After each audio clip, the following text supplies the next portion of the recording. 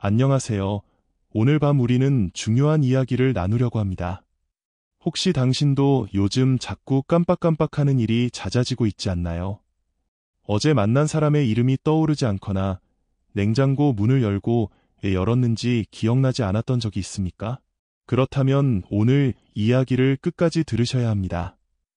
이 이야기 속에서 당신은 아주 불편한 진실과 마주하게 될 것입니다.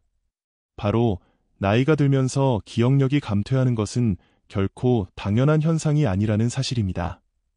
믿기지 않으신가요?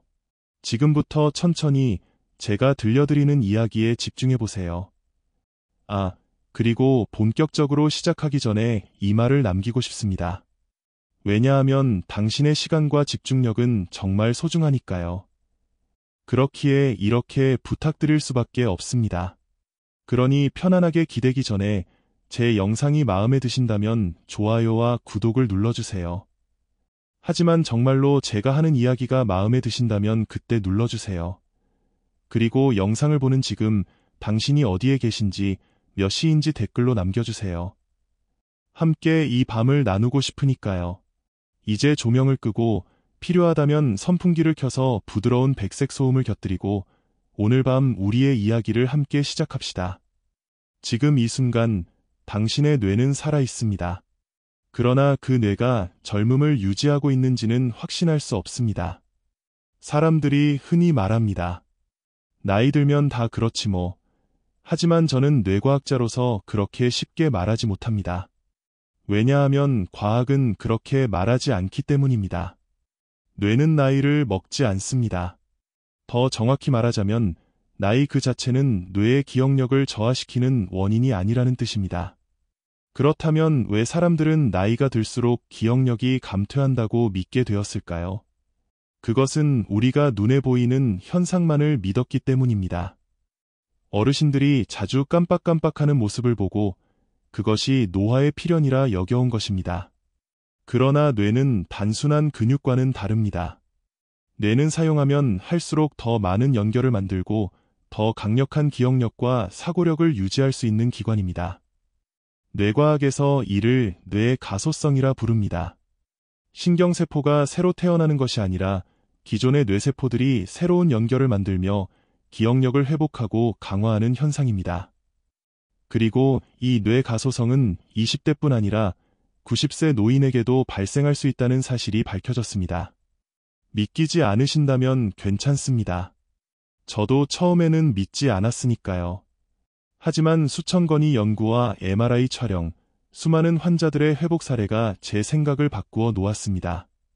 심지어 저는 제 자신의 뇌를 실험 대상으로 삼아 나이가 들수록 오히려 더 또렷한 기억력을 유지할 수 있다는 사실을 확인했습니다. 물론 이 과정에서 사람들은 저를 특별한 사람이라 불렀습니다. 하지만 아닙니다. 저는 평범한 노인이 되었을 수도 있었던 사람이었습니다. 단지 한 가지를 선택했을 뿐입니다. 매일 뇌를 자극하는 습관을 선택한 것이죠. 여기서 중요한 질문을 드리고 싶습니다. 당신은 당신의 뇌를 언제 마지막으로 의식적으로 사용했나요? 책을 읽을 때, 계산을 할 때, 누군가와 대화를 나눌 때, 아니면 그저 스마트폰을 스크롤하며 시간을 보낼 때인가요? 그렇습니다. 당신은 이미 알지 모릅니다. 우리는 점점 뇌를 사용하지 않게 되는 생활을 하고 있습니다. 그게 바로 뇌가 나이를 먹는 것이 아니라 사용하지 않아서 퇴화하는 것입니다. 저는 이 부분에서 학계에서 종종 나오는 논쟁을 소개하고 싶습니다. 기억력 감퇴는 나이 탓인가 아니면 생활 습관 탓인가? 저와 제 동료들은 명확히 후자라고 결론 내렸습니다. 생활 습관이 뇌 건강을 결정합니다. 나이가 아닙니다. 물론 여전히 일부 학자들은 세포 노화와 혈관 건강 악화가 기억력 감퇴의 주요 원인이라고 주장합니다. 하지만 저는 수천 명의 환자들에게서 그 주장이 틀렸음을 직접 목격했습니다. 뇌는 습관적으로 자극을 받으면 언제든 깨어납니다. 사실 우리 뇌는 젊음을 유지할 준비가 되어 있습니다. 뇌는 변화를 두려워하지 않습니다. 오히려 뇌는 매일같이 새로운 연결을 만들고 싶어 합니다. 마치 방치된 공장이지만 기계들은 여전히 돌아갈 준비가 되어 있는 것처럼요. 단지 시동을 걸어줄 사람을 기다리고 있을 뿐입니다. 그리고 그 사람이 바로 당신입니다. 제 연구 결과와 경험을 종합하면 기억력 감퇴는 선택입니다. 나는 나이 들었으니 어쩔 수 없어라고 믿는 순간 뇌 사용을 멈추게 됩니다. 그리고 뇌는 점점 잠들어 버립니다. 하지만 그 믿음에서 벗어나 나는 뇌를 다시 깨어나게 할 수 있어라고 생각하는 순간부터 변화는 시작됩니다. 여기서 흥미로운 사실 하나를 알려드리겠습니다. 기억력 테스트를 할 때 사람들은 자신이 나이가 많다는 사실을 인식하는 것만으로도 점수를 더 낮게 기록하게 됩니다. 이것을 심리학에서는 나이 고정관념 효과라고 부릅니다. 자신이 늙었다고 믿는 순간 뇌마저 그 믿음을 받아들인다는 것입니다. 그러니 저는 항상 환자들에게 말합니다. 당신의 뇌는 아직 젊습니다. 늙은 것은 마음뿐입니다. 지금 이 순간 당신의 뇌는 이렇게 말하고 있을지 모릅니다. 나를 깨워줘. 저는 당신이 그 요청을 들을 수 있기를 바랍니다. 그리고 오늘부터 작은 시동을 걸어주기를 바랍니다. 어렵지 않습니다. 단 5분이면 충분합니다. 당신이 매일 5분만 투자한다면 뇌는 반드시 반응할 것입니다. 왜냐하면 뇌는 살아있는 기관이니까요. 다음 이야기에서 저는 당신에게 그 5분의 비밀을 들려드리겠습니다. 내가 내 나이를 말할 때마다 사람들은 깜짝 놀란다. 왜냐하면 나는 75세의 나이에도 불구하고 20년 전과 다름없는 기억력과 사고력을 유지하고 있기 때문이다. 하지만 그것이 내 특별한 유전자의 덕분이라고 생각한다면 오산이다. 사실 나도 한때는 깜빡깜빡하는 일이 잦았다. 연구실 문을 두고 몇 번씩 되돌아온 적도 있었고 아끼는 제자의 이름이 떠오르지 않았던 날도 있었다. 그때 나는 깨달았다.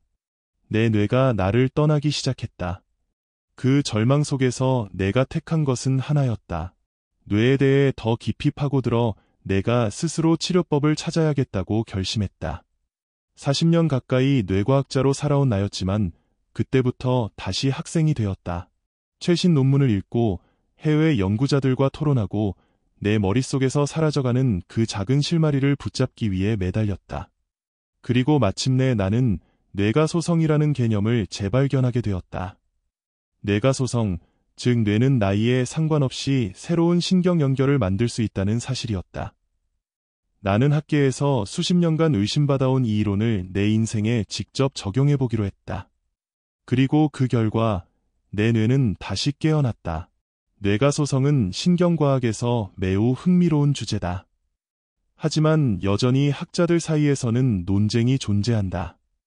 일각에서는 뇌세포 자체가 죽어나가는 노화 과정이 뇌기능 저하의 근본 원인이라고 주장한다.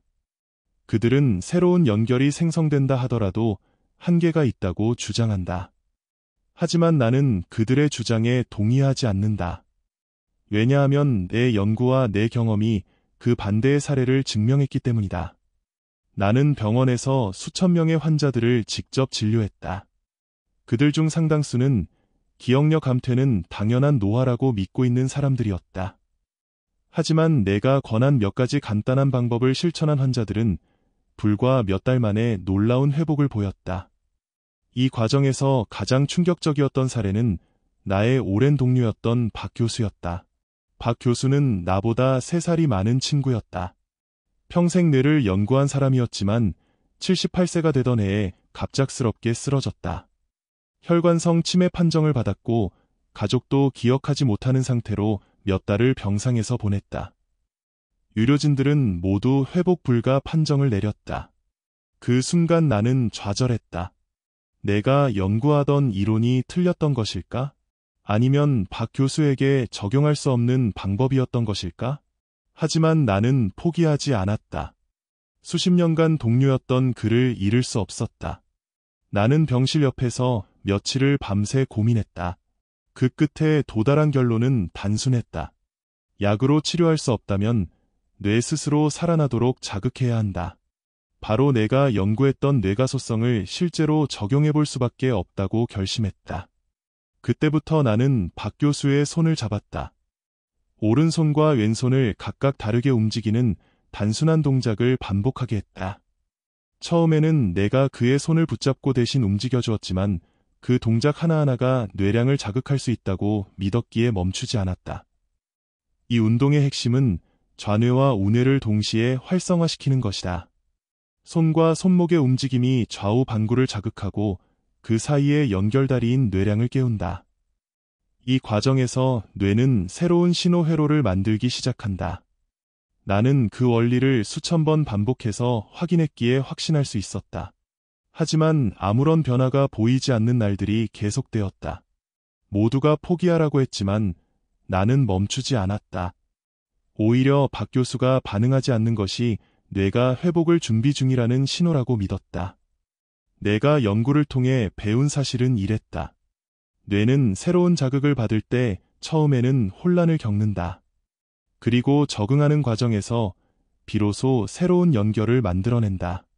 그리고 3주가 지났을 때 그날이 찾아왔다. 박 교수가 내 손을 보며 처음으로 말했다. 이게 왜 움직이는 거지? 나는 눈물이 쏟아질 뻔했다. 뇌가 깨어나고 있었다. 그 후 박 교수는 하루가 다르게 회복했다. 3개월 후 그는 내 이름을 다시 불렀고 6개월 후에는 연구소로 돌아왔다. 그 기적 같은 회복을 보며 나는 확신했다. 나의 연구는 옳았다. 뇌는 나이를 먹어도 살아있다. 그저 우리가 뇌 사용을 멈췄기 때문에 죽어가는 것처럼 보였던 것뿐이다. 그 경험 이후로 나는 결심했다. 이 방법을 더 많은 사람들에게 알려야 한다고. 그래서 지금 이야기를 듣고 있는 당신에게도 전하고자 한다. 뇌는 회복될 수 있다. 그리고 그 시작은 단 5분이면 충분하다. 다음 이야기에서 나는 그 5분짜리 작은 기적을 어떻게 발견하게 되었는지, 그리고 그것이 어떻게 작동하는지를 들려드릴 것이다. 사람은 누구나 언젠가는 잊혀지는 존재라고 생각했습니다. 적어도 박 교수가 쓰러지던 그날까지는요. 박 교수는 나와 30년 넘게 함께 연구하던 동료였습니다. 나보다 3살 위였고 늘 나보다 앞서가는 것 같던 사람. 그는 늘 냉정하고 논리적인 사람이었죠. 그는 뇌는 나이 들면 망가진다고 믿었고 나는 그게 틀렸다고 믿었습니다. 그게 우리가 나누던 거의 유일한 논쟁이었습니다. 하지만 그 논쟁도 박 교수가 쓰러진 그날 이후로 멈췄습니다. 연구실에서 쓰러져 병원으로 옮겨졌을 때 의사는 한마디로 결론을 내렸습니다. 뇌졸중 후유증으로 인한 기억 손실. 회복은 어렵습니다. 처음엔 그 말을 믿지 않았습니다. 하지만 병실에서 그를 처음 마주했을 때 내 안에 작은 희망도 사라졌습니다. 그는 나를 바라보며 이렇게 말했으니까요. 누구세요? 내 이름을 잊었습니다. 내가 누구인지조차 기억하지 못했습니다. 그 순간 내 머릿속에서 어떤 게 무너져 내렸습니다. 평생을 연구해온 뇌, 그리고 그 뇌를 잃어버린 동료. 나는 마치 내 인생이 무너지는 느낌이었습니다. 그날 밤 나는 병원 복도에서 혼자 앉아 있었습니다. 눈을 감으면 떠오르는 건 박 교수와 나누던 끝나지 않던 논쟁이었습니다. 뇌는 회복할 수 있을까? 그때까지만 해도 이론이었습니다. 책에서 본 수치, MRI 사진 속 활성화된 부위. 하지만 동료의 기억을 되찾게 할 수 없다면 내 연구는 아무 의미가 없었습니다. 포기해야 할까요? 아니면 마지막 희망을 붙잡아야 할까요? 내가 선택한 건 두 번째였습니다.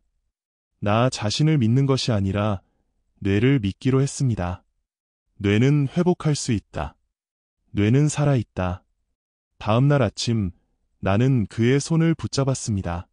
아무 반응 없는 그의 손을. 그리고 아주 단순한 움직임을 시작했습니다. 오른손을 시계 방향으로 돌리고 왼손을 반시계 방향으로 돌리는 동작. 그저 반복했습니다. 처음엔 내 손으로 대신 움직여 주었죠. 동료의 뇌가 기억을 잃었어도 그의 뇌는 살아있을 거라 믿었기에. 모두가 말렸습니다. 쓸데없는 짓이라고. 의사들도, 가족들도, 내 동료들도. 하지만 나는 멈추지 않았습니다. 3일이 지나도 아무 변화는 없었습니다. 일주일이 지나자 가족들은 울었습니다. 2주가 지나자 나 자신도 흔들리기 시작했습니다. 내가 틀린 걸까? 그러던 3주째 아주 작은 기적이 일어났습니다. 그의 손가락이 스스로 움직이기 시작한 것입니다. 처음엔 경련인 줄 알았습니다. 하지만 그건 경련이 아니었습니다. 움직임이 반복되었고 그는 내 손을 바라보며 물었습니다. 내가 왜 이걸 하고 있지? 그 순간 나는 확신했습니다. 그의 뇌가 깨어났습니다. 그 이후 변화는 눈부셨습니다. 그의 눈빛이 돌아왔고 그가 내 이름을 기억했습니다. 심지어 6개월 후 그는 예전보다 더 또렷하게 말하고 사과했습니다. 나는 뇌의 가소성이 단순한 이론이 아니라는 사실을 동료의 회복을 통해 직접 확인할 수 있었습니다. 그 경험은 내 인생을 바꿨습니다. 그리고 그때 깨달았습니다. 나는 이 방법을 세상에 알려야 한다. 혹시 당신은 지금 뇌가 늙었다고, 기억력을 되돌릴 수 없다고 믿고 있나요? 박 교수도 그랬습니다. 하지만 그는 다시 돌아왔습니다. 그의 뇌가 완전히 사라진 것이 아니라 단지 연결이 끊겼던 것뿐이었기 때문입니다. 나는 그의 손을 움직이며 그의 뇌량을 자극했고 좌뇌와 우뇌가 다시 연결될 수 있도록 도왔을 뿐입니다. 나는 그날 이후 매일 아침 내 손을 움직이며 다짐합니다. 이 손으로 뇌를 깨우겠다. 오늘 나는 그 이야기를 당신에게 하고 있습니다. 당신에게도 같은 기적이 일어날 수 있다는 것을, 당신의 가족, 당신 자신, 누구든 다시 기억력을 되찾을 수 있다는 것을, 그것이 단지 희망 섞인 말이 아니라 과학이라는 것을. 뇌는 살아 있습니다. 단지 우리가 뇌에게 말을 걸지 않았던 것뿐입니다. 다음 이야기에서 나는 이 작은 기적을 만들어낸 5분 운동법의 탄생 이야기를 들려드리겠습니다. 단순하지만 강력한 그 방법을 말이죠. 기대해 주세요. 당신의 뇌도 다시 깨어날 수 있으니까요. 사람들은 내가 발견한 이 방법을 들으면 대개 믿지 않는다. 단 5분으로 뇌를 회복시킨다고요? 농담이시죠? 나는 그들의 반응에 익숙하다. 솔직히 말해서 내가 직접 겪지 않았다면 나도 믿지 않았을 것이다. 하지만 당신은 이미 알게 되었다. 내가 박 교수를 다시 회복시킨 과정을. 그리고 그 모든 시작은 바로 이 5분의 운동이었다. 박 교수의 손을 잡고 하루 5분, 단순한 움직임을 반복하면서 나는 그때부터 연구를 다시 시작했다. 손과 손목을 다르게 움직이는 이 단순한 동작이 왜 뇌를 다시 깨우는지 더 깊이 파고들었다. 그리고 하나씩 분명한 답을 찾아갔다.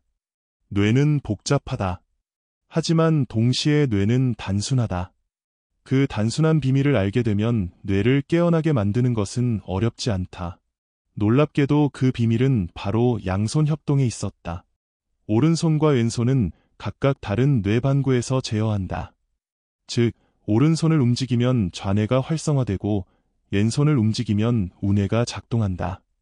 하지만 이 두 손을 서로 다른 방향으로 동시에 움직이면 좌뇌와 우뇌는 동시에 깨어나게 된다. 그리고 그 사이를 연결하는 뇌량이라는 다리가 미친 듯이 활동을 시작한다. 뇌량은 좌뇌와 우뇌를 연결하는 신경 다발이다. 나이가 들면 이 뇌량의 활동은 점점 줄어든다. 그리고 좌뇌와 우뇌는 서로 단절되기 시작한다. 그 결과로 기억력 감퇴, 사고력 저하가 찾아온다. 하지만 양손을 다르게 움직이는 순간 뇌량은 다시 깨어난다. 마치 잠들어 있던 발전소에 전력이 들어오듯이 좌뇌와 우뇌가 동시에 자극되면서 뇌량을 통해 신호가 초당 수천 번씩 오가게 된다. 뇌 전체가 한꺼번에 깨어나는 것이다. 나는 MRI로 직접 그 장면을 확인했다. 양손 운동을 할 때 뇌량이 활성화되며 뇌 반구 사이에서 신호 교환이 폭발적으로 증가하는 모습을. 심지어 운동 후에도 그 자극은 일정 시간 유지되었다. 뇌는 그 짧은 운동을 통해 새로운 연결을 시도하고 있었다. 이제 당신은 궁금할 것이다. 그럼 그냥 손을 움직이면 되는 건가요? 아니요. 중요한 것은 다르게 움직이는 것이다. 두 손을 같은 방향으로 움직이는 것은 뇌에게 익숙한 자극이다. 좌뇌와 우뇌 중 하나만 집중적으로 사용하게 된다. 하지만 서로 다른 방향으로 움직일 때 뇌는 패닉에 빠진다. 이건 뭐지? 그 순간 뇌는 새로운 연결을 만들기 시작한다. 뇌에게 있어 낯선 자극은 학습의 시작이다. 당신이 손을 다르게 움직일 때 뇌는 신호를 다시 보내기 시작한다. 뇌는 연결을 다시 만들고 기억력을 담당하는 회로까지 활성화시키기 시작한다. 나는 이것을 별표 이중 자극 원리 별표라고 부른다. 좌뇌와 우뇌에 동시에 자극을 주고 그것들을 강제로 연결하게 만드는 방법이다. 바로 이 원리 덕분에 박 교수의 뇌는 다시 깨어났다. 그리고 내 수많은 환자들도 마찬가지였다. 하지만 여기서 하나 더 중요한 사실이 있다. 시간이다. 사람들은 이렇게 묻는다. 몇 분 동안 해야 하나요? 내가 실험을 통해 얻은 결론은 명확했다. 정확히 5분. 5분 동안 유지할 때 뇌량과 반구가 동시에 최대로 활성화되었다. 3분이면 부족했고 10분은 오히려 뇌 피로를 유발했다. 5분이라는 시간은 단순한 숫자가 아니라 뇌과학적으로 최적화된 시간이었다. 그래서 나는 하루 5분, 단 5분만 이 운동을 하라고 권한다. 하지만 조건이 있다. 정확해야 한다. 두 손이 같은 방향으로 따라가려는 본능을 억제해야 하고 좌우 다른 움직임을 끝까지 유지해야 한다. 내 환자들은 처음 1, 2주 동안 손이 꼬이고 좌절하곤 했다. 하지만 나는 항상 이렇게 말했다. 손이 꼬이는 것은 당신의 뇌가 깨어나고 있다는 증거입니다. 신경 연결이 새롭게 형성될 때 뇌는 혼란을 겪는다. 하지만 그 혼란이 지나가면 새로운 길이 열린다. 그때부터 기억력이 돌아오기 시작한다. 집중력이 생긴다. 말이 또렷해진다. 박 교수 역시 처음에는 양손을 제대로 움직이지 못했다. 손이 떨리고 방향을 잃었다. 하지만 3주 후 손이 자연스럽게 다른 방향으로 움직이기 시작했다. 그 순간 그의 눈빛이 바뀌었다. 이것이 바로 5분의 기적이었다. 나는 이 작은 기적을 뇌량 재시동 운동이라고 부르기도 한다. 하지만 당신은 그냥 이렇게 기억하면 된다. 하루 5분. 양손을 다르게 움직이면 뇌는 깨어난다. 당신의 뇌도 준비되어 있다. 내 손을 잡고 시작할 준비가 되어 있나요? 다음 이야기에서는 이 5분 운동을 어떻게 정확하게 하는지, 어떤 실수는 절대 피해야 하는지를 구체적으로 알려드리겠다. 왜냐하면 뇌는 정확한 자극을 원하기 때문이다. 양손 운동의 과학적 비밀. 사람들은 내게 자주 묻는다. 선생님, 손만 움직인다고 뇌가 바뀌나요? 그 질문을 받을 때마다 나는 웃는다. 그리고 이렇게 답한다. 정확히는 손만 움직이는 게 아니라 당신의 뇌를 움직이는 겁니다. 우리가 손을 움직일 때 그 명령은 뇌에서 시작된다. 손 자체가 스스로 움직일 수 있는 게 아니다. 뇌는 손을 움직이며 자신을 자극하는 것이다. 이것이 바로 운동 피질 자극 이론이다. 이제 한 가지 비밀을 더 알려주겠다. 우리의 손과 손가락은 신체 중 가장 많은 신경세포가 연결된 부위다. 뇌에서 손을 담당하는 부위는 상당히 넓다. 손을 조금만 움직여도 뇌 전체가 그 자극을 인식하고 반응하기 시작한다. 하지만 여기서 중요한 점이 있다. 그냥 손을 움직이는 것으로는 충분하지 않다. 서로 다른 움직임. 이게 뇌를 깨어나게 하는 결정적인 열쇠다. 나는 수천 건의 실험을 통해 알아냈다. 오른손과 왼손을 같은 방향으로 돌리면 좌뇌 또는 우뇌 중 하나만 활동한다. 하지만 두 손을 다른 방향으로 돌리는 순간 좌뇌와 우뇌가 동시에 작동한다. 그 순간 뇌량이 활성화된다. 뇌량은 좌뇌와 우뇌를 연결하는 신경다발이다. 뇌량이 활성화되면 좌뇌에서 발생한 신호가 우뇌로 전달되고 우뇌에서 발생한 신호가 좌뇌로 넘어가면서 뇌 전체가 살아난다. 이때 신경 전달 물질이 폭발적으로 분비된다. 도파민, 세로토닌, 노르에피네프린 등이 그 예다. 이 물질들은 기억력과 집중력을 강화하는 핵심 물질이다. 또 하나 흥미로운 사실이 있다. 뇌량이 깨어나면 손상된 부위의 기능을 다른 부위가 대신하게 되는 현상이 나타난다. 이것이 기능 재배치 현상이다. 예를 들어 좌뇌 일부가 손상되었더라도 우뇌에서 그 기능을 대체하도록 회로가 재구성되는 것이다. 그러니까 양손 운동은 단순한 자극을 넘어 뇌 자체를 재배선하는 과정을 촉진하는 것이다. 나는 이것을 뇌 리모델링이라고 부른다. 자, 학계에서는 이 부분에서 의견이 갈린다. 일부 학자들은 기능 재배치는 어린 시절에만 가능하다고 주장한다. 하지만 나는 수많은 노인 환자들의 회복 사례를 통해 그것이 틀렸다는 걸 증명했다. 뇌는 나이를 먹어도 재배선될 수 있다. 단, 적절한 자극을 받는다면 말이다. 그럼 여기서 또 하나의 질문이 생긴다. 왜 하필 손과 손가락을 사용해야 하는가? 그 이유는 손의 섬세한 움직임이 뇌를 가장 강하게 자극하기 때문이다. 손목과 손가락을 이용한 정교한 운동이 뇌의 미세 신경회로까지 활성화시키는 자극을 전달한다. 팔이나 다리보다 손이 훨씬 많은 신경세포와 연결되어 있기 때문이다. 이해를 돕기 위해 이렇게 말하곤 한다. 당신의 손은 뇌의 바깥으로 나온 뇌입니다. 이제 이 비밀을 알았다면 양손 운동의 중요성을 이해할 수 있을 것이다. 하지만 한 가지 더. 발도 움직이면 자극이 배가 된다. 나는 박 교수에게 양손 운동의 발동작을 추가했다. 오른발은 발끝을 들어 시계 방향으로, 왼발은 발 뒤꿈치를 들어 반시계 방향으로. 이렇게 하면 뇌의 운동 피질 전체가 활성화된다. 손과 발이 동시에 움직일 때 뇌는 신체 전체를 조율하기 위해 더 많은 부위를 동원하게 된다. 그리고 또 하나, 숫자를 거꾸로 세면서 운동하면 효과는 극대화된다. 나는 환자들에게 항상 이렇게 지시했다. 100부터 30 빼면서 세어보세요. 100, 97, 94, 91. 이렇게 하면 계산과 운동이 동시에 진행되며 뇌의 여러 부위가 한꺼번에 작동하게 된다. 이것을 이중 작업 자극법이라 한다. 이쯤에서 당신은 이런 생각을 할지도 모른다. 이렇게 복잡한데 할 수 있을까? 정답은 IS다. 처음에는 어렵겠지만 내가 새 회로를 형성하기 시작하면 손과 발이 자연스럽게 움직인다. 이건 학습이 아니라 회복이다. 기억하라. 손이 꼬이는 것은 당신 뇌가 깨어나고 있다는 증거다. 나는 이 운동을 매일 아침 5분, 점심 5분, 저녁 5분, 하루 3번 실천한다. 박 교수도 그랬고 내 모든 환자도 그렇게 했다. 마지막으로 강조하고 싶다. 이 운동은 반드시 집중해서 정확하게 해야 한다.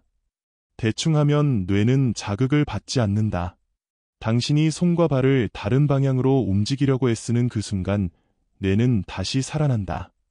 다음 이야기에서는 이 양손 운동을 실제로 어떻게 해야 하는지, 그리고 자주 하는 실수는 무엇인지 구체적으로 알려줄 것이다. 잘못된 자극은 뇌에게 아무 효과도 주지 못하기 때문이다. 정확한 운동법과 주의사항. 이제 드디어 당신에게 내가 발견한 양손 운동법을 구체적으로 알려줄 차례입니다. 단순히 손을 대충 움직이는 것으로는 충분하지 않습니다. 뇌는 정밀한 자극을 요구하기 때문입니다. 많은 사람들이 이 운동을 흉내만 내고 효과가 없다고 실망하는 경우가 있었습니다. 하지만 그것은 잘못된 방법으로 했기 때문입니다. 지금부터 내가 수천 명의 환자에게 지도했던 정확한 방법을 그대로 알려드리겠습니다. 먼저, 편안한 의자에 앉으세요. 등을 곧게 펴고 어깨에 힘을 빼고 양발은 바닥에 평평하게 붙입니다. 이 자세는 뇌에서 손과 발로 신호를 보내기에 가장 안정적인 자세입니다. 이제 본격적으로 손부터 움직여 봅시다. 1단계 손 동작 준비. 오른손을 주먹 쥐고 손목을 사용해 천천히 시계 방향으로 원을 그리세요. 왼손은 손바닥을 편 상태로 손목을 이용해 반시계 방향으로 천천히 돌리세요. 이때의 속도가 중요합니다. 빠르면 뇌는 혼란을 느끼고 자극이 제대로 전달되지 않습니다. 그렇다고 너무 느리게 하면 집중력이 흐트러집니다. 본인이 가장 자연스럽게 느낄 수 있는 일정한 속도로 움직여야 합니다. 2단계 두 손을 동시에 다르게 움직이기. 이제 두 손을 동시에 움직이세요. 오른손과 왼손이 각각 다른 방향으로 움직여야 합니다. 대부분 처음에는 두 손이 같은 방향으로 따라가 버립니다. 당황하지 마세요. 그것이 정상입니다. 뇌가 새 연결을 만들 준비를 하고 있다는 신호입니다. 혹시 좌절할 수도 있습니다. 하지만 이 과정은 뇌가 패닉 상태로 들어가면서 새로운 회로를 구축하는 시발점입니다. 좌뇌와 우뇌가 서로 협력할 수밖에 없는 환경이 만들어지고 있는 것입니다. 3단계 발 동작 추가하기. 손 동작에 익숙해졌다면 발까지 추가하세요. 오른발은 발끝만 살짝 들어 시계 방향으로 회전합니다. 왼발은 발 뒤꿈치를 살짝 들어 반시계 방향으로 움직입니다. 처음에는 발까지 하면 손동작까지 엉킬 수 있습니다. 하지만 손과 발이 동시에 다르게 움직이는 순간 뇌의 운동피질 전체가 깨어나기 시작합니다. 발동작은 단순한 보조가 아닙니다. 뇌 자극을 배가시키는 핵심 요소입니다. 4단계 숫자 세기 동시 진행. 손과 발을 움직이면서 머릿속으로 혹은 소리내어 숫자를 거꾸로 세세요. 예시 100, 97, 94, 91, 3씩 빼면서 세는 것이 가장 효과적입니다. 이유는 계산과 운동을 동시에 수행하면서 뇌가 멀티태스킹을 요구받기 때문입니다. 이때 뇌의 전두엽과 해마가 동시에 자극됩니다. 5단계 운동 시간과 횟수. 한 번 할 때 정확히 5분 동안 운동을 유지하세요. 하루에 3회, 아침, 점심, 저녁에 진행하는 것이 가장 좋습니다. 그리고 반드시 매일 같은 시간대에 운동하세요. 뇌는 일정한 패턴에서 더 빠르게 적응하기 때문입니다. 6단계 호흡에 집중하기. 운동하는 동안 얕은 호흡은 금지입니다. 천천히 깊게 숨을 들이마시고 내쉬세요. 복식 호흡을 유지하면 뇌파가 안정되면서 자극 효과가 더욱 커집니다. 7단계 집중 유지. 중요한 것은 무의식적으로 흔들지 않는 것입니다. 손과 발을 움직이면서 동작과 방향을 계속 인지해야 합니다. 뇌는 집중할 때 가장 강하게 자극을 받습니다. 심지어 나도 지금도 양손 운동을 할 때는 주변 소리를 모두 차단하고 집중합니다. 자주 하는 실수와 주의사항. 두 손이 같은 방향으로 따라갈 때 억지로 속도를 내지 마세요. 손목이나 발목에 통증이 생길 정도로 무리하지 마세요. 스마트폰을 보면서 운동하지 마세요. 뇌 자극 효과가 사라집니다. 집중이 안 될 때는 운동을 멈췄다가 다시 시작하세요. 손을 자연스럽게 움직이도록 하세요. 손끝에 불필요한 긴장은 뇌 자극을 방해합니다. 내 환자들은 처음에는 30초도 제대로 못했습니다. 하지만 2주가 지나면 손과 발이 점점 자연스럽게 움직이기 시작합니다. 그것이 뇌가 새로운 회로를 완성했다는 증거입니다. 마지막으로 이 운동을 할 때 스스로에게 이렇게 말해보세요. 내 뇌가 깨어나고 있다. 뇌는 당신의 의식을 따라가게 되어 있습니다. 당신이 뇌를 깨우고 있다고 믿는다면 뇌는 그 믿음대로 반응합니다. 당신도 할 수 있습니다. 당신의 뇌는 지금 이 순간 깨어날 준비가 되어 있습니다. 다음 이야기에서는 이 운동과 함께하면 효과가 배가 되는 음악과 명상에 대해 알려드리겠습니다. 음악과 명상은 뇌에 도파민이라는 보상을 제공하는 또 하나의 열쇠이기 때문입니다. 명상과 음악이 더하는 효과. 5분 양손 운동만으로도 뇌는 깨어나기 시작하지만 나는 여기에 하나를 더한다. 바로 음악과 명상이다. 대부분의 사람들이 음악을 배경 소음쯤으로 여긴다. 그러나 나는 음악을 뇌 자극제로 활용한다. 그리고 명상은 그 자극을 안정된 회로로 고정시키는 열쇠가 된다. 당신이 오늘부터 음악과 명상을 양손 운동과 결합한다면 뇌는 훨씬 빠르게 젊어질 것이다. 우선 음악부터 이야기해보자. 음악을 들으면 뇌에서는 무슨 일이 일어날까? 내가 연구실에서 수많은 실험을 통해 확인한 사실은 이렇다. 음악을 들을 때 뇌는 도파민이라는 화학물질을 분비한다. 이 도파민은 행복감을 주는 것으로 알려져 있지만 사실 그보다 중요한 기능이 있다. 바로 뇌세포 사이의 연결을 강화하는 것이다. 이 도파민은 신경세포들의 통신 속도를 빠르게 하고 신호 전달을 원활하게 만들어준다. 클래식 음악을 들으면 도파민 분비가 더 많이 촉진된다. 특히 바흐나 모차르트의 음악은 뇌파를 안정시키고 좌뇌와 우뇌의 협업을 돕는다. 그러나 중요한 것은 음악의 종류보다 당신이 좋아하는 음악을 듣는 것이다. 왜냐하면 좋아하는 음악을 들을 때 도파민이 훨씬 많이 분비되기 때문이다. 나는 아침마다 바흐의 평균율을 틀어놓고 명상한다. 그 음악이 나의 뇌를 깨우는 알람이 되기 때문이다. 음악이 주는 또 다른 놀라운 효과는 스트레스 호르몬인 코르티솔을 낮춘다는 것이다. 연구에 따르면 음악은 코르티솔을 최대 60%까지 줄인다. 코르티솔이 높아지면 뇌세포가 손상되고 기억력이 감퇴하는데 음악이 이 과정을 차단하는 것이다. 즉, 음악은 뇌세포를 보호하는 천연 방패다. 그렇다면 명상은 어떤 역할을 할까? 명상은 단순한 휴식이 아니다. 명상을 하는 동안 뇌에서는 전두엽과 해마가 활성화된다. 전두엽은 기억력과 사고력을 담당하고 해마는 정보를 저장하는 역할을 한다. 명상은 이 두 부위를 직접 자극한다. 특히 깊은 호흡에 집중하는 명상은 뇌파를 알파파로 안정시킨다. 이 상태는 뇌가 정보를 가장 잘 흡수하고 회복하는 상태다. 나는 명상을 뇌를 위한 청소라고 부른다. 하루 동안 쌓인 스트레스와 피로로 어지러운 뇌안을 깊은 호흡으로 정리하고 비워주는 것이다.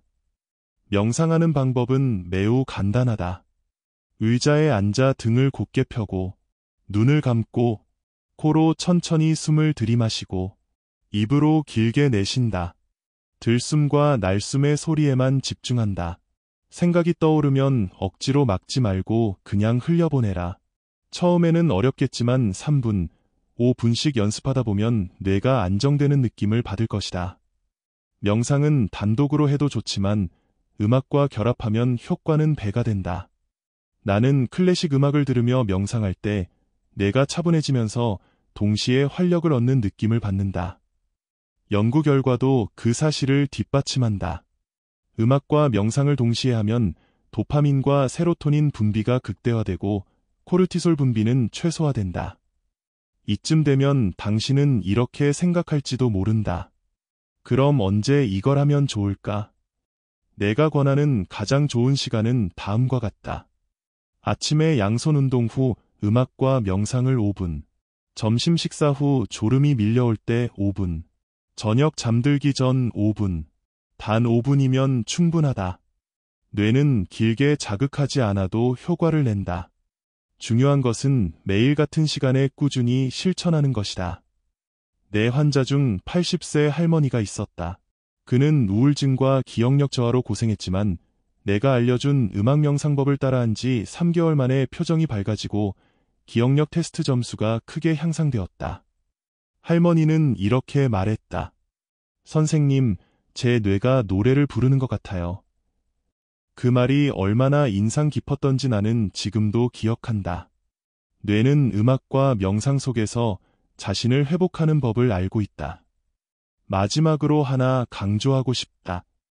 음악과 명상은 당신이 오늘부터 당장 시작할 수 있는 최고의 뇌 자극법이다. 비용도 들지 않고 복잡한 장비도 필요 없다. 다만 조용한 공간, 당신이 좋아하는 음악, 그리고 집중할 수 있는 짧은 시간이면 충분하다. 다음 이야기에서는 당신이 매일 먹는 음식이 뇌를 살리기도 하고 죽이기도 한다는 무서운 진실을 알려줄 것이다.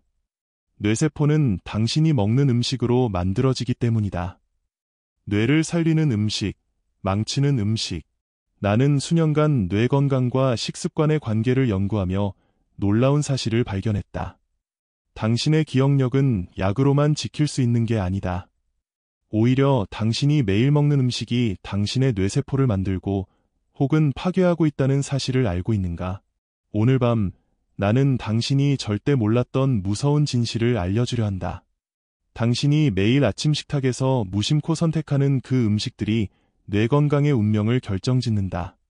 먼저 당신이 기억해야 할 가장 중요한 음식이 있다. 바로 달걀이다. 특히 노른자에는 뇌를 살리는 콜린이라는 성분이 가득 들어 있다. 콜린은 신경 전달물질 아세틸콜린을 만드는데 필수적인 재료다. 나는 매일 아침 삶은 달걀 2개를 꼭 챙겨 먹는다.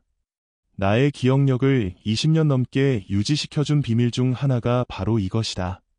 달걀 노른자를 두려워하지 마라. 그것이 바로 뇌를 위한 자연산 영양제다. 하지만 달걀만으로는 부족하다. 당신의 뇌세포막은 지방으로 이루어져 있다. 그 지방 중 가장 중요한 것이 바로 오메가-3 지방산이다. 오메가-3 중에서도 특히 DHA와 EPA가 뇌 건강에 핵심적이다. 이 성분들은 뇌세포막을 유연하고 건강하게 유지시키며 염증을 억제한다. 그렇다면 어디서 얻을 수 있을까? 바로 등푸른 생선에서다. 고등어, 연어, 정어리 같은 생선은 뇌의 친구다. 나는 일주일에 3번 이상 생선을 먹는다. 당신도 그렇게 해야 한다. 또 하나, 당신의 뇌는 과일을 좋아한다. 특히 블루베리와 블랙베리 같은 베리류는 뇌를 살리는 과일이다. 이 과일들은 안토시아닌이라는 강력한 항산화제를 포함하고 있다. 안토시아닌은 뇌로 가는 혈류를 개선시키고 활성산소를 제거해 뇌세포를 보호한다. 나는 매일 아침 블루베리 한 줌을 먹는다. 블루베리를 먹는 아침은 내 뇌가 더 가볍고 깨끗한 느낌을 준다. 혹시 토마토를 좋아하는가? 그렇다면 반은 맞고 반은 틀렸다. 생토마토보다는 익힌 토마토를 먹는 게 더 좋다. 이유는 토마토에 포함된 라이코펜이라는 항산화 물질이 익힐 때 체내 흡수율이 5배로 증가하기 때문이다. 역시 토마토 스프나 파스타 소스 형태로 라이코펜을 섭취한다. 여기까지 들으면 당신은 이렇게 말할지도 모른다. 선생님, 그럼 이것만 먹으면 되는 건가요? 그렇지 않다. 비타민 B군, 특히 비타민 B12도 매우 중요하다. 비타민 B12가 부족하면 뇌가 위축되고 기억력 감퇴가 가속화된다. 나는 60세 이후부터는 비타민 B12가 흡수되기 어려워지기 때문에 의식적으로 고기, 생선, 유제품을 더 많이 먹고 있다. 그리고 견과류도 빼놓을 수 없다. 특히 호두와 아몬드는 뇌 건강의 보물창고다. 나는 하루 한 줌의 견과류를 먹는다. 호두에는 알파리놀렌산이라는 식물성 오메가-3가, 아몬드에는 비타민 E가 풍부하다. 비타민 E는 뇌세포를 산화 스트레스로부터 보호하는 역할을 한다. 이제 가장 중요한 이야기를 할 차례다. 어떤 음식을 피해야 할까? 당신이 매일 무심코 먹고 있는 설탕과 가공식품이 바로 당신의 뇌를 죽이고 있다. 나는 환자들에게 이렇게 말한다. 설탕은 기억력을 망치는 독입니다. 설탕이 많이 들어간 음식은 뇌 안에 염증을 유발한다. 염증은 뇌세포를 공격하고 신경 전달을 방해한다. 뇌가 제 기능을 하지 못하게 되는 것이다. 또 가공식품에 포함된 각종 첨가물과 방부제는 신경세포를 직접 손상시킨다. 나는 모든 환자들에게 단 음식과 가공식품을 멀리하라고 강조한다. 단순한 다이어트가 아니다. 그것은 뇌를 보호하기 위한 전투다. 내가 만났던 한 환자는 탄산음료와 빵을 즐겼다. 그의 기억력은 70대 초반에 이미 90대 수준으로 저하되어 있었다. 나는 모든 가공식품을 끊고 대신 생선과 채소, 견과류를 섭취하도록 했다. 6개월 후 그는 내게 이렇게 말했다. 선생님, 머릿속이 맑아졌어요. 그렇다. 음식은 뇌에 직접 작용한다. 단순한 느낌이 아니라 과학이다. 나는 당신에게 권한다. 매일 아침 달걀 2개, 블루베리 1줌, 익힌 토마토, 일주일 3회 이상 생선, 하루 1줌의 견과류, 그리고 설탕과 가공식품을 멀리하라. 오늘부터 식습관을 바꾸면 당신의 뇌는 달라질 것이다. 뇌는 당신이 먹는 음식으로 만들어지니까. 다음 이야기에서는 내가 매일 실천하는 하루 뇌 회복 루틴을 알려주겠다. 당신이 따라 하기 쉽도록 구체적이고 현실적인 방법으로 설명할 것이다. 나의 하루 뇌 회복 루틴. 많은 사람들이 내게 물었다. 선생님은 뭘 드시고 어떻게 생활하세요? 나는 늘 웃으며 대답했다. 아침부터 밤까지 뇌를 먹이고 깨우고 보호합니다. 지금부터 내가 매일 실천하고 있는 뇌 회복 루틴을 알려드리려 한다. 특별한 비법은 없다. 하지만 이 루틴을 꾸준히 따른다면 당신도 분명히 기억력의 변화를 느끼게 될 것이다.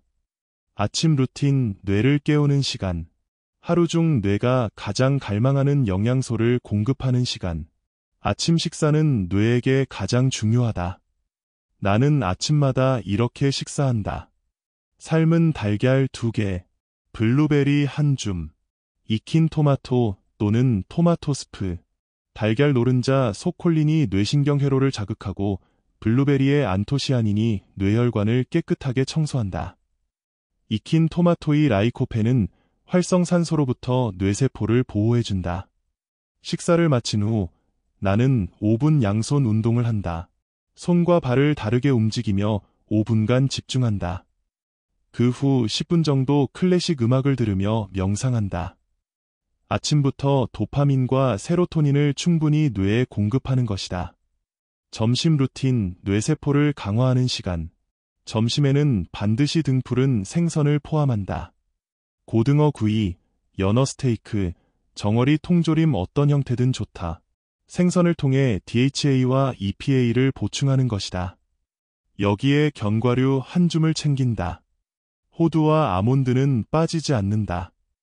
채소는 가능한 색색의 신선한 채소를 샐러드로 먹는다. 그리고 올리브 오일 1스푼을 추가한다. 불포화 지방산이 뇌를 부드럽게 보호해주기 때문이다. 식사 후에는 가볍게 산책하거나 실내에서 명상과 음악을 5분 더 한다. 졸음이 밀려오기 전에 뇌를 재충전하는 시간이다. 저녁 루틴, 뇌를 쉬게 하는 시간. 저녁은 가볍게 먹는다. 뇌에 부담을 주지 않기 위해서다. 닭가슴살이나 두부 등 단백질을 섭취하고 채소를 곁들인다. 너무 늦은 저녁은 피한다. 그리고 잠들기 2시간 전부터 스마트폰과 TV는 멀리한다. 저녁 식사 후에는 책을 읽는다. 중요한 구절은 손으로 직접 써서 메모한다. 손글씨는 뇌를 자극하는 또 하나의 비밀이다. 메모한 내용은 침대 옆에 두고 반복해서 읽는다. 이렇게 하면 해마가 그 내용을 기억으로 저장하게 된다. 잠들기 전에는 또다시 5분간 음악과 명상을 한다. 조용한 클래식 음악을 들으며 깊은 호흡을 하고 하루를 마무리한다. 이때 나는 종종 스스로에게 속삭인다. 오늘도 뇌를 잘 보살폈어. 간식과 수분 섭취. 나는 커피를 마시지 않는다. 대신 물을 충분히 마신다. 허브차나 녹차를 즐긴다.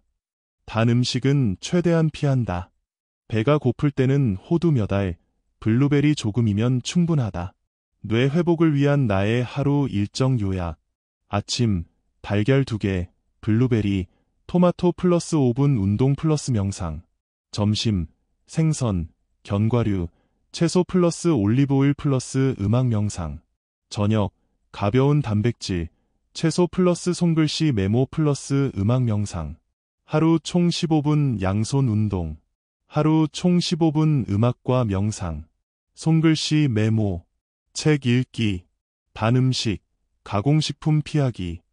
이 루틴을 나는 15년간 지켜왔다. 그리고 지금도 40대와 같은 기억력을 유지하고 있다. 사람들은 물었다. 비결이 뭔가요? 나는 웃으며 대답했다. 뇌를 매일 관리한 것, 그게 전부입니다. 이제 당신도 시작할 수 있다. 오늘부터 내 루틴 중 단 하나라도 따라 해보라. 하루 5분만이라도. 당신의 뇌는 반드시 반응할 것이다. 다음 이야기에서는 독서와 손글씨가 왜 뇌를 자극하는지 그 과학적 원리와 실제 사례를 들려드리겠다. 책 읽기와 손글씨의 힘. 아침마다 책장을 넘길 때 나는 내 뇌가 깨어나는 소리를 듣는 것 같다. 당신은 그 소리를 들어본 적이 있나요?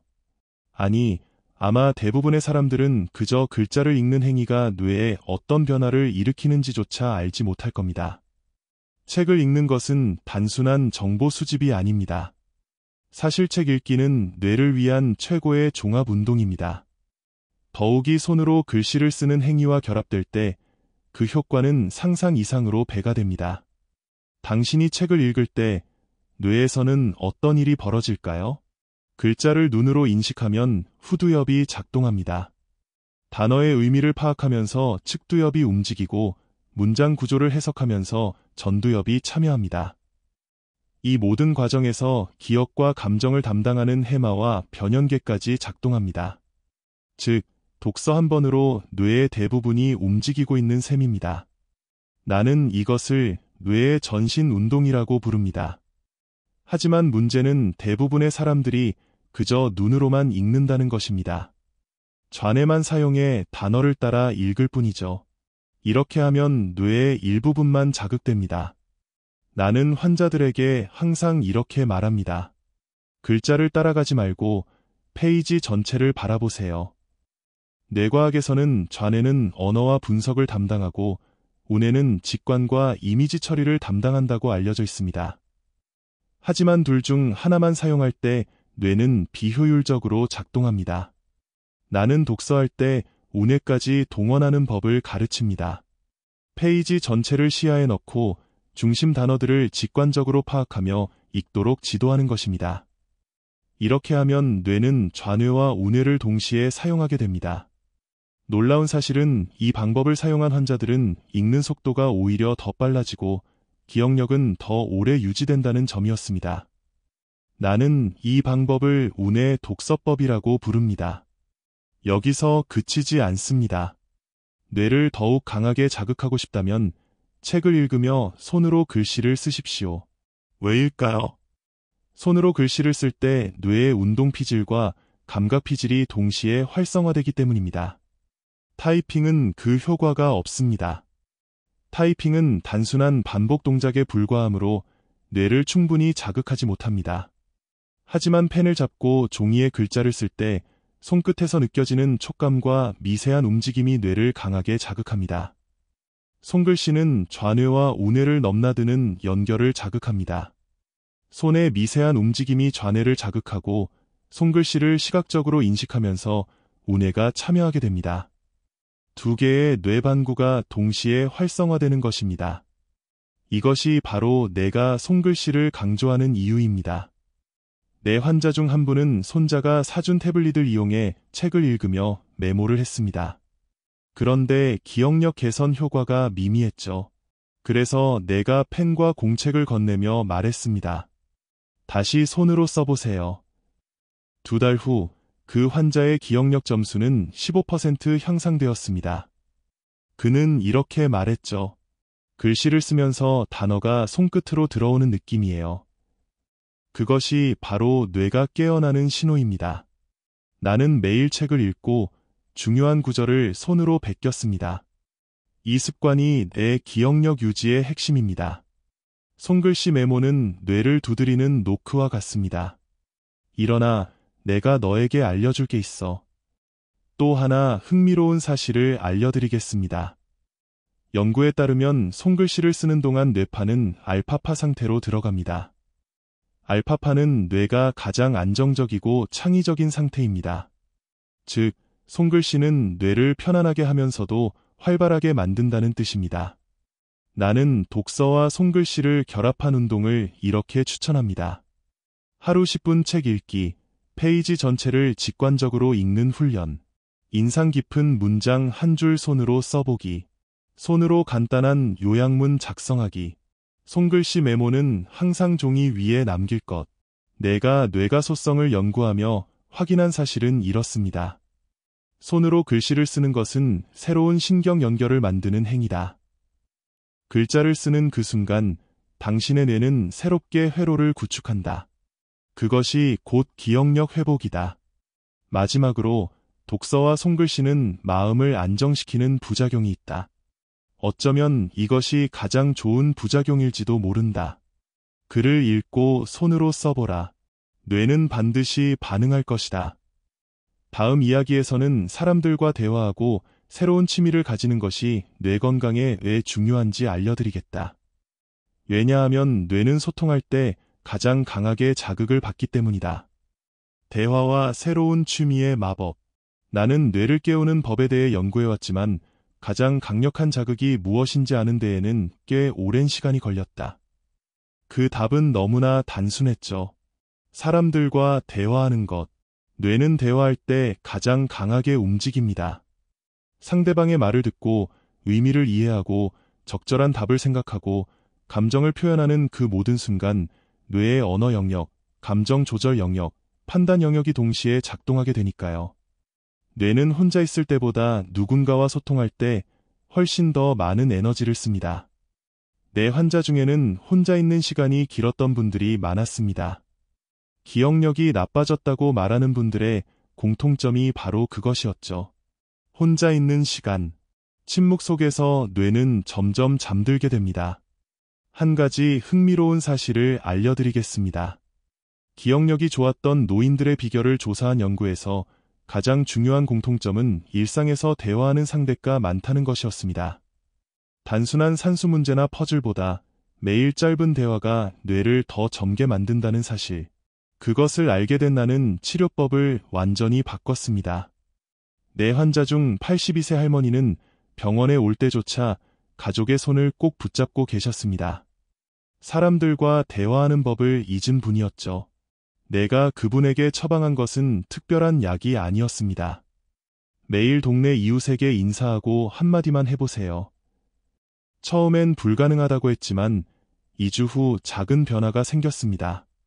아침마다 이웃에게 인사하기 시작했고 한 달 후에는 함께 시장을 다녀오셨습니다. 3개월 후 기억력 테스트에서 그분은 평균을 넘는 점수를 기록했습니다. 나는 확신했습니다. 대화는 최고의 뇌 운동이다. 그리고 또 하나, 대화의 효과를 극대화하는 방법이 있습니다. 새로운 사람, 새로운 주제. 매일 똑같은 사람과 똑같은 이야기를 나누는 것만으로는 충분하지 않습니다. 새로운 사람과 새로운 주제로 대화할 때 뇌는 예측 불가능한 자극을 받으며 훨씬 더 강하게 활성화됩니다. 내가 뇌과학자임에도 불구하고 가끔 요리교실이나 지역 독서 모임에 참여하는 이유가 바로 그 때문입니다. 새로운 사람들과 대화하기 위해서죠. 나의 뇌를 깨어있게 만들기 위해. 여기서 한 걸음 더 나아가 보겠습니다. 새로운 취미를 가지세요. 뇌는 새로운 것을 배울 때 가장 젊어집니다. 그것은 과학적으로 입증된 사실입니다. 새로운 취미는 당신의 뇌에 새로운 신경회로를 만들어줍니다. 악기 연주, 외국어 공부, 그림 그리기, 뜨개질, 심지어 새로운 게임을 배우는 것도 좋습니다. 나이가 많다고 해서 새로운 것을 배우는 것을 포기할 필요는 없습니다. 오히려 늦게 시작할수록 뇌는 더 강하게 반응합니다. 왜냐하면 낯선 자극이 더 크기 때문입니다. 내 환자 중 한 분은 79세에 기타를 배우기 시작했습니다. 처음에는 손가락이 말을 듣지 않는다고 좌절했지만 6개월 후 그는 동네 잔치에서 연주를 할 정도로 성장했습니다. 무엇보다 놀라운 것은 기억력 테스트에서 15%나 향상된 점수를 기록했다는 사실이었습니다. 나는 이 모든 것을 하나로 묶어 이렇게 부릅니다. 소통과 도전 루틴. 하루 최소 5분 누군가와 대화하기. 일주일에 새로운 사람과 새로운 주제로 대화하기. 매년 하나씩 새로운 취미 배우기. 이 루틴은 뇌에 다음과 같은 메시지를 전달합니다. 나는 여전히 배우고 있고, 연결되고 있고, 살아있다. 사회적 활동과 새로운 도전은 내가 늙는 것을 막아주는 최고의 방법입니다. 사람들과 대화하고 새로운 취미를 배우며 매일 뇌를 자극하세요. 그러면 당신의 뇌는 당신에게 다시 선명한 기억과 사고력을 선물할 것입니다. 다음 이야기에서는 치매를 예방할 수 있는 12가지 황금 법칙을 알려드리겠습니다. 뇌 건강을 지키기 위해 반드시 지켜야 할 실천 지침들입니다. 치매를 막는 12가지 법칙. 나는 뇌과학자로 살아오면서 치매를 겪는 수많은 사람들을 보았습니다. 그들을 볼 때마다 이런 생각이 들었습니다. 이런 병이 미리 예방될 수 있다면 얼마나 좋을까? 그리고 연구를 시작했죠. 결국 나는 과학적으로 입증된 치매 예방 12가지 황금 법칙을 발견하게 되었습니다. 오늘 이 밤 당신에게 그 모든 법칙을 전해드리고자 합니다. 첫 번째, 일주일에 3회 이상 운동하기입니다. 운동은 단순히 체력을 위한 것이 아닙니다. 뇌 건강을 위한 필수 습관입니다. 운동을 하면 뇌에서는 BDNF라는 물질이 생성됩니다. 이것은 뇌세포가 새롭게 만들어지도록 돕는 성장 인자입니다. 가벼운 걷기라도 좋습니다. 숨이 약간 찰 정도로만 꾸준히 움직여 보세요. 두 번째, 지중해식 식단 따르기입니다. 신선한 채소, 과일, 생선, 올리브 오일, 견과류를 중심으로 식사하고 가공식품과 붉은 고기는 줄이세요. 이런 식단을 꾸준히 유지하면 뇌 나이를 실제 나이보다 10년은 젊게 유지할 수 있습니다. 세 번째, 흡연 금지입니다. 담배 속 니코틴과 타르가 뇌혈관을 막고 뇌세포를 파괴합니다. 흡연자의 치매 발병률은 비흡연자보다 2.5배 높습니다. 기억력을 지키고 싶다면 담배부터 멀리하세요. 네 번째, 과음 금지입니다. 술은 신경세포를 직접 공격하는 독성 물질입니다. 하루 한 잔 이하의 소량 음주도 뇌 건강에 해롭다는 연구 결과가 있습니다. 나는 환자들에게 가능하면 완전히 끊으라고 권합니다. 다섯 번째, 인지 훈련 지속하기입니다. 신문 읽기, 퍼즐 맞추기, 암산하기 등 뇌를 사용하는 활동을 매일 해보세요.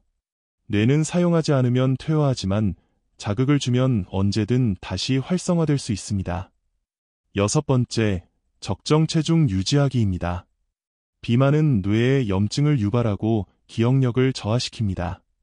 복부 비만은 특히 위험합니다. 반대로 너무 마른 것도 좋지 않습니다. 건강한 체중을 유지하는 것이 중요합니다. 일곱 번째, 혈압 관리하기입니다.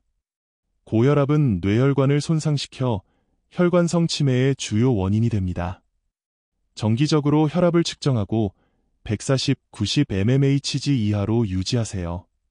여덟 번째, 혈당 관리하기입니다. 당뇨병이 있으면 치매 위험이 2배로 높아집니다. 혈당을 조절하지 않으면 뇌혈관이 손상되고 신경세포가 제대로 작동하지 않게 되니까요.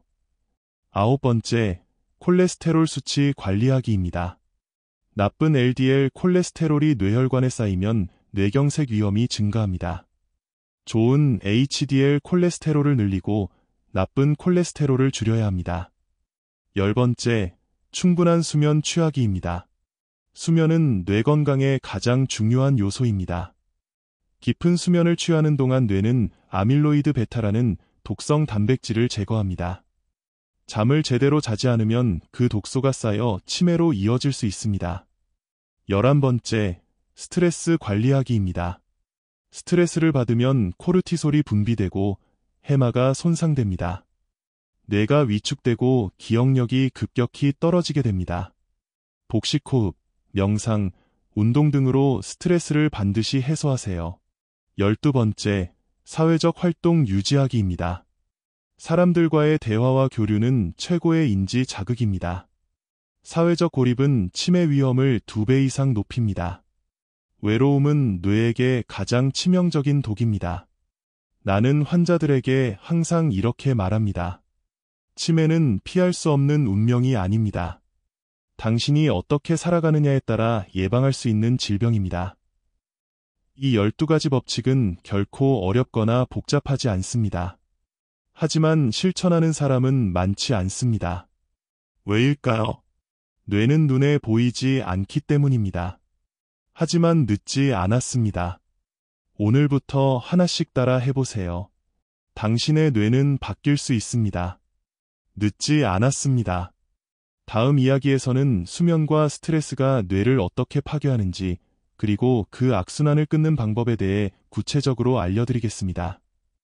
수면과 스트레스가 뇌를 파괴한다. 나는 수천 명의 환자를 만나면서 깨달았다. 대부분 기억력이 급격히 나빠진 사람들에게는 공통된 두 가지 문제가 있었다. 바로 수면 부족과 만성 스트레스였다. 이 두 가지는 조용히, 그러나 확실하게 뇌를 망가뜨린다. 먼저 수면에 대해 이야기해보자. 당신이 잠들어 있는 동안 뇌에서는 우리가 상상하지 못할 정도로 중요한 일이 벌어진다. 낮 동안 뇌에 축적된 노폐물과 독성 물질들을 청소하는 작업이 진행되기 때문이다. 특히 뇌세포 사이에 쌓인 아밀로이드 베타라는 독성 단백질이 제거된다. 이 물질이 바로 알츠하이머병의 주요 원인으로 알려져 있다. 하지만 문제가 있다. 이 청소 작업은 오직 깊은 수면 중에만 진행된다는 점이다. 수면이 부족하거나 얕은 잠만 자면 뇌 안의 쓰레기들은 그대로 쌓인다. 내가 환자들에게 항상 강조하는 이유가 여기에 있다. 잠을 자는 것은 뇌를 씻어주는 것이다. 흥미로운 연구 결과가 있다. 단 하루만 수면을 부족하게 해도 아밀로이드 베타가 5% 증가한다는 것이다. 하룻밤 제대로 못 잤다고 해서 뇌가 바로 죽는 것은 아니다. 하지만 이런 나쁜 잠이 반복되면 당신의 뇌는 서서히 독에 잠식되어 간다. 또한 수면 부족은 뇌에서 새로운 정보를 저장하는 기능 자체를 마비시킨다. 우리가 기억을 형성하는 과정에서 수면은 절대적으로 중요하다. 나는 이를 기억정리 작업이라고 부른다. 잠자는 동안 당신의 뇌는 그날 있었던 정보를 정리하고 중요한 것만 남긴다. 수면이 부족하면 이 작업이 진행되지 않으며 결과적으로 기억력 저하가 발생한다. 그렇다면 수면을 어떻게 관리해야 할까? 하루 7시간에서 8시간 충분한 수면을 취하라. 잠들기 최소 2시간 전에는 스마트폰과 TV를 멀리하라. 잠들기 전 조명을 어둡게 하고 조용한 환경을 만들어라. 잠들기 전에 뜨거운 물로 목욕하거나 따뜻한 허브차를 마셔라. 잠들기 직전 심호흡이나 명상을 하면 뇌파가 안정된다. 나는 이 원칙을 지키면서 뇌가 훨씬 맑아진 것을 체감했다. 이제 두 번째, 스트레스에 대해 이야기하자. 스트레스는 단순한 심리적 불편함이 아니다. 스트레스를 받을 때 우리 몸에서는 코르티솔이라는 스트레스 호르몬이 분비된다. 문제는 이 코르티솔이 뇌의 해마에 직접적으로 손상을 입힌다는 점이다.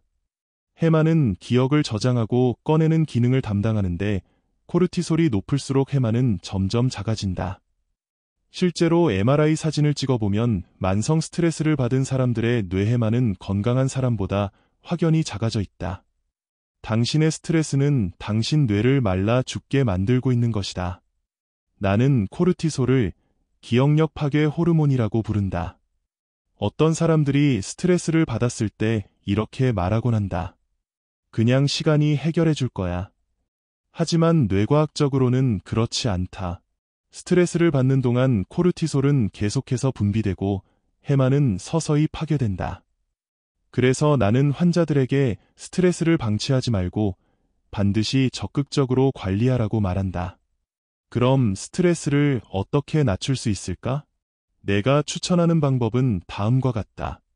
복식호흡, 배가 부풀도록 천천히 숨을 들이마시고 배가 들어가도록 내쉰다. 하루 3번, 5분씩 반복하면 코르티솔 수치가 확연히 낮아진다.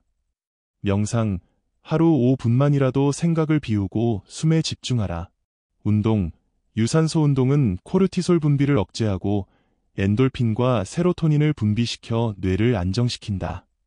사회적 소통, 가족이나 친구와 대화하는 것만으로도 코르티솔 분비가 줄어든다. 외로움은 코르티솔을 증가시키므로 반드시 누군가와 이야기해야 한다. 나는 스트레스를 받은 날에는 일부러 음악을 들으며 명상과 복식 호흡을 길게 한다. 그 결과 뇌가 차분해지면서 생각이 맑아지는 경험을 하게 된다. 내 환자 중 한 분은 만성 스트레스로 기억력 저하를 겪고 있었다. 그분에게 복식 호흡과 음악 명상을 처방했다. 6주 후 해마 크기는 회복되었고 기억력도 향상되었다. 이처럼 수면과 스트레스 관리는 뇌 건강의 핵심이다. 수면 부족과 스트레스는 뇌를 조용히, 그러나 확실하게 파괴한다. 이 악순환을 오늘부터 반드시 끊어야 한다. 다음 이야기에서는 웃음이 뇌를 어떻게 살리는지 당신이 상상도 못할 과학적 사실을 들려드리겠다. 웃음은 단순한 감정이 아니라 뇌 회복을 돕는 최고의 약이기 때문이다. 하루 15분 웃음의 비밀. 나는 웃음이 뇌를 살린다는 사실을 알게 되기까지 너무 오랜 시간이 걸렸다. 우리는 보통 웃음을 감정적인 반응이나 즐거운 행동으로만 여긴다. 그러나 과학은 그렇게 말하지 않는다. 웃음은 뇌에 직접 작용하는 강력한 치료제다. 당신은 웃을 때마다 뇌에서 특별한 화학물질이 분비된다는 사실을 알고 있는가? 당신이 진심으로 웃을 때 뇌에서는 3가지 물질이 동시에 분비된다. 바로 도파민, 세로토닌, 엔돌핀이다. 도파민은 뇌세포 간의 연결을 강화시켜 학습과 기억을 촉진한다. 세로토닌은 감정을 안정시키고 스트레스 호르몬인 코르티솔을 억제한다. 엔돌핀은 통증을 완화하고 행복감을 증폭시킨다. 이 3가지가 합쳐질 때 뇌는 자연적인 회복 모드로 들어가게 된다. 나는 웃음을 뇌에 작용하는 천연 백신이라고 부른다. 특히 노인들에게 웃음은 약보다 더 좋은 치료제다. 한 가지 흥미로운 실험을 소개하겠다. 나는 환자들에게 하루 15분씩 억지로라도 웃도록 시켰다. 거울 앞에서 스스로 웃는 표정을 지어보게 했다. 처음에는 어색해하며 이게 무슨 의미가 있나요? 라고 묻던 그들은 4주 후 변화된 모습을 보여주었다. 뇌파가 안정되고 기억력이 향상된 것이다. 이유는 명확하다. 억지 웃음이라도 웃는 얼굴 근육을 움직이면 뇌는 진짜 웃고 있다고 착각한다. 그 순간 도파민과 세로토닌이 분비되기 시작한다. 뇌는 우리가 보낸 웃고 있다는 신호를 그대로 받아들인다. 진짜 웃음은 더 강력하다. 나는 환자들에게 이렇게 권한다. 하루 15분 유머 영상을 보며 웃기. 가족, 친구와 웃기는 이야기를 나누며 웃기. 억지로라도 웃는 연습을 매일 하기. 처음에는 힘들지만 2주만 실천하면 뇌는 자연스럽게 웃는 패턴을 기억하게 된다. 뇌는 반복을 통해 학습하고 습관을 통해 회복한다. 웃음은 또 다른 효과를 가져온다. 사회적 소통을 자연스럽게 만들어준다. 웃으면 사람들과 쉽게 친해지고 대화가 이어지며 그 자체가 또 다른 뇌자극으로 연결된다. 나는 이것을 웃음 대화 내 회복의 선순환이라고 부른다. 내가 연구한 뇌 MRI 결과를 보면 웃는 동안 뇌의 전두엽, 측두엽, 해마가 동시에 활성화된다는 것이 확인되었다. 이는 기억력, 사고력, 감정 조절 능력이 함께 향상된다는 뜻이다.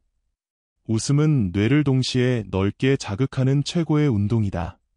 나는 매일 아침 양손 운동과 명상 후 유머 영상을 본다. 나의 하루는 웃음으로 시작된다. 나는 그 효과를 몸소 느낀다. 웃고 나면 머리가 맑아지고 집중력이 향상된다. 가벼운 농담을 따라하다 보면 기억력이 살아나는 느낌마저 든다. 한 가지 더 흥미로운 사실을 알려드리겠다. 웃음은 코르티솔 수치를 감소시키는 데에도 매우 효과적이다. 스트레스를 받을 때 웃으면 스트레스 호르몬이 급격히 낮아지고 뇌가 안정된다. 나는 이것을 웃음 코르티솔 차단 효과라고 부른다. 그렇다면 웃음이 없다면 어떻게 될까? 만성 스트레스 상태로 뇌는 손상되고 기억력은 저하된다. 웃음은 뇌를 지키는 최후의 방패다. 나는 웃음을 잃은 환자들에게 가장 먼저 웃음을 되찾게 해주려 노력한다. 하루 5분, 억지로라도 웃게 한다. 그게 회복의 첫걸음이니까. 오늘부터 당신도 하루 15분, 억지로라도 웃어보라. 처음엔 어색하지만 뇌는 금세 적응한다. 그리고 도파민, 세로토닌, 엔돌핀이 당신의 뇌를 다시 젊게 만들어줄 것이다. 웃음은 단순한 감정이 아니다. 과학이다. 그리고 치료다. 다음 이야기에서는 지금 당신이 왜 오늘부터 반드시 실천해야 하는지, 그리고 꾸준함의 중요성을 강조하며 이야기를 마무리할 것이다. 뇌는 기다려주지 않는다. 지금 당장 시작해야 하는 이유. 나는 이 이야기를 끝맺기 전에 당신에게 마지막으로 꼭 전하고 싶은 말이 있다. 바로 별표 지금 시작하라 별표는 것이다. 뇌는 기다려주지 않는다. 뇌는 당신이 무엇을 하든 매일 조금씩 변하고 있다. 그리고 그 방향은 당신이 선택하는 것이다. 많은 사람들이 이렇게 묻는다. 뇌를 젊게 만들 수 있다면 왜 모두가 그렇게 하지 않을까요? 내 대답은 간단하다. 오늘 시작하지 않기 때문이다. 사람들은 내일로 미루고, 다음 주로 미루고, 그 다음 달로 미룬다. 하지만 그 사이에도 뇌는 노화와 퇴화를 반복하고 있다. 뇌는 멈춰 있지 않다. 사용하지 않으면 사라지고, 자극하면 회복된다. 나는 매일 아침 눈을 뜨자마자 이렇게 말한다. 오늘도 내 뇌를 깨어나게 하자. 그리고 그 말을 지키기 위해 하루를 시작한다. 아침 5분 양손 운동, 클래식 음악과 10분 명상, 삶은 달걀과 블루베리로 뇌에 영양 공급, 점심 후 빠른 걷기, 저녁에는 책을 읽고 손으로 메모, 하루 15분 웃으며 마무리. 이 루틴을 지켜온 지 15년이 넘었다. 그리고 지금도 나는 40대 때와 같은 기억력과 집중력을 유지하고 있다. 나는 특별한 사람이 아니다. 당신과 똑같은 뇌를 가진 사람일 뿐이다. 차이가 있다면 나는 뇌를 믿었고 매일 뇌에게 말 걸었고 뇌를 위해 움직였다는 것이다. 나는 당신에게 말하고 싶다. 당신의 뇌도 회복할 수 있다. 오늘부터 바로 실천해라. 하루 5분, 양손을 다르게 움직이는 것부터, 좋아하는 음악을 들으며 5분 명상하는 것부터, 블루베리 한 알 먹는 것부터, 사람들과 인사 나누는 것부터, 억지로라도 웃는 것부터, 그렇게 작은 한 걸음이 쌓여서 당신의 뇌는 달라질 것이다. 뇌는 매일 자극을 줄 때 가장 빠르게 변한다. 꾸준함이 비밀이다. 나는 환자들에게 이렇게 말했다. 당신이 오늘 실천하면 3개월 후 뇌는 반드시 보답할 것이다. 3개월 후에 더 또렷한 기억력으로 나를 기억하게 될 당신을 나는 기다리고 있다. 당신의 뇌는 아직 살아있다. 나이는 숫자일 뿐이다. 뇌는 늙지 않는다. 뇌는 사용을 멈출 때 퇴화할 뿐이다. 이제 당신의 선택만 남았다. 내일로 미루지 마라. 오늘 당장 시작해라. 당신의 뇌는 지금 이 순간 깨어날 준비가 되어 있다. 지금부터 당신의 뇌를 다시 20대처럼 젊게 만들어보자. 나는 그 기적을 당신에게 약속할 수 있다. 당신이 매일 실천한다면 말이다. 지금 시작하라. 늦지 않았다. 당신의 뇌는 기다리고 있다. 이제 조용히 눈을 감아보세요. 당신의 뇌 안에서 작게 들려오는 소리를 느낄 수 있나요? 그 소리는 이렇게 말하고 있을지도 모릅니다. 나는 아직 살아있어. 오늘 밤 당신은 뇌가 늙지 않는다는 사실을 알게 되었습니다.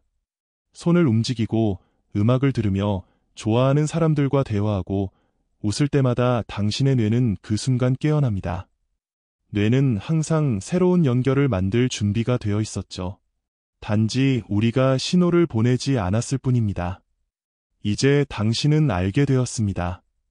뇌를 다시 젊게 만드는 것은 어렵지 않다는 것을요. 하루 단 5분, 그 작은 습관만으로도 기적은 시작됩니다. 천천히 숨을 들이마시고 내쉬며 오늘 들었던 이야기들을 떠올려 보세요.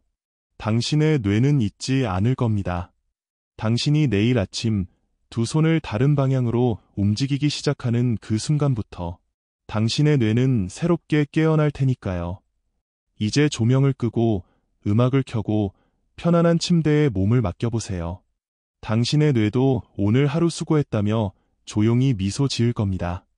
잠들기 전에 당신의 뇌에게 마지막으로 말을 걸어주세요. 고마워, 내 뇌야. 그러면 뇌는 속삭일 겁니다. 내일 다시 깨어날게.